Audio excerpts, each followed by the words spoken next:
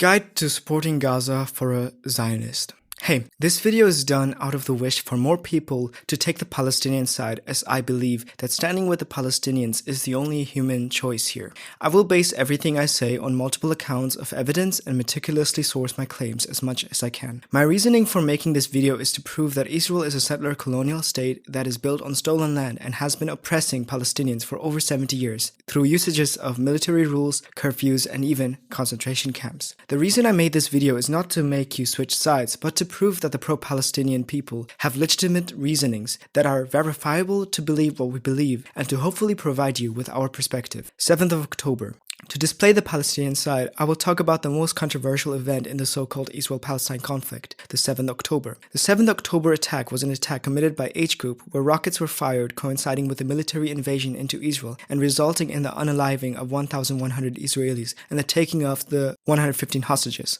Prominent events were the massacres of multiple kibbutz settlements, resulting in the condemnation of most countries calling it a brutal terror attack. Some Israeli politicians even calling it the worst thing to happen after the whole coast. For anyone looking into this from the outside, this sure seems like a ruthless and brutal and simply unexplainable barbarism. The whole thing seems unjustified and devoid of any reasoning or explanation. There seems to be no reason to explain such an atrocity except by calling those who committed it evil, and evil these people must have been. Of course, devoid of any context, any attack is unjustifiable. To demonstrate my point, when the Haitian slaves had enough of, slavery in Haiti, they committed a brutal massacre against the French slave owners, killing men, women, and even children.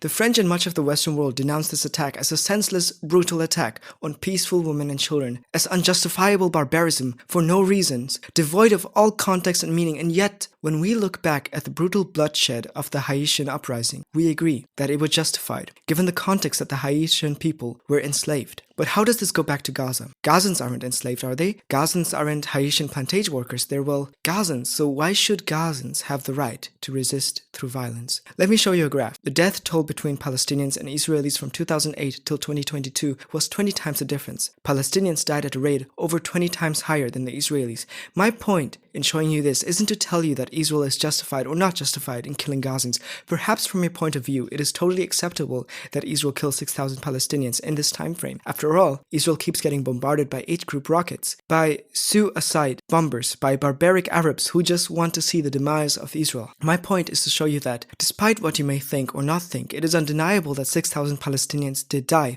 a rate 20 times higher than the Israelis during this time frame. And I'm saying this to establish the fact that if it's not the occupation, if it's not the hunger rate, it is the military invasions that are no doubtably killing Palestinians. Whether justified or not, Palestinians are dying regardless, the majority of the time. However, stopping here would be a mistake. I want to show you a table of these examples one by one and show you the difference between Israeli strikes and Palestinian strikes exactly one by one and show you that Israel is the clear entity with a monopoly on violence. I will put the rocket strikes under context and explain why they happened by taking 2008 as an example and talk about 2015. In 2008, Gaza fired rockets into Israel as a reaction to tightening of blockades as Israel heavily restricted imports, as seen by this graph. You may not see this as that bad, but considering that this puts a vast majority of the population of Gaza at risk of hunger and de-develops Gaza, such a policy of blocking imports is a violent action, even if it doesn't manifest itself through explosions. Gaza's only bargaining power here was sending a barrage of rockets into Israel territory, and it did work. Well, kind of. Israel and Gaza agreed to an unofficial ceasefire which temporarily lifted the blockade by only a little bit, but by November 2008, Israel broke the ceasefire and raided Gaza,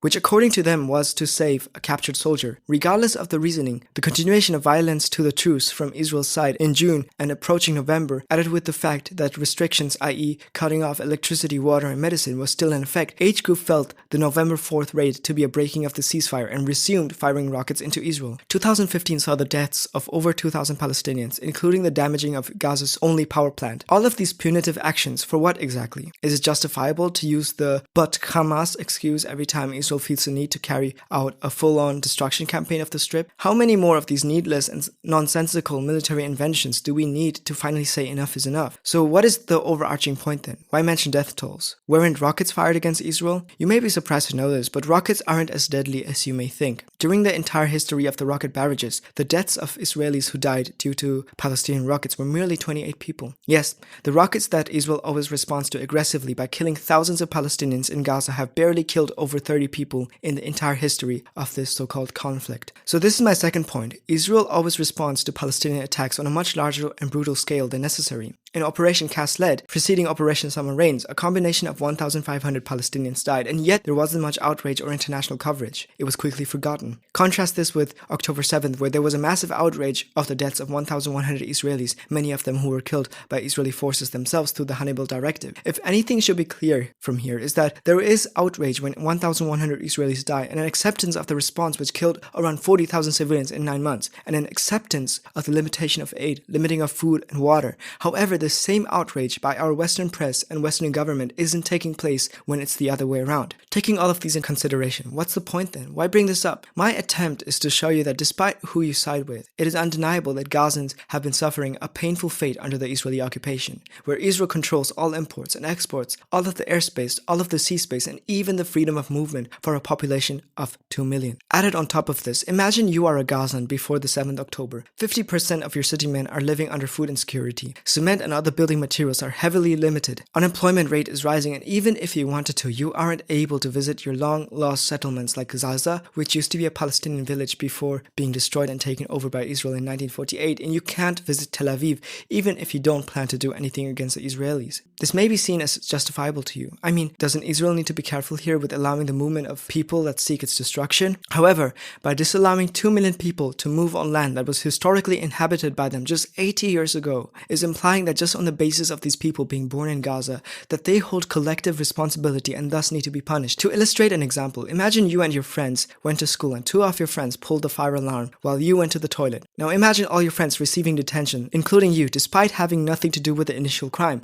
You are being punished not on your actions, but by association, and you would feel angry and resentment towards the teacher that did that to you. Now imagine how Gazans must feel, being locked up in an area surrounded by 8-meter high walls, in an area that keeps getting bombarded every now and then, an area where people constantly suffer with lack of food, water, and medicine. And imagine living there with absolutely no prospects for the future. What would you do? Stay idle? Accept the suffering and the collective punishment that you feel? Or would seeing your family members die in constant air raids, seeing your city men face hunger, seeing your own freedom and prospects being limited, wouldn't you be angry? Wouldn't you hate those who put you in this prison? Wouldn't you feel like a bird trapped in a cage? Wouldn't the idea of taking a gun and breaking out of this cage seem appealing?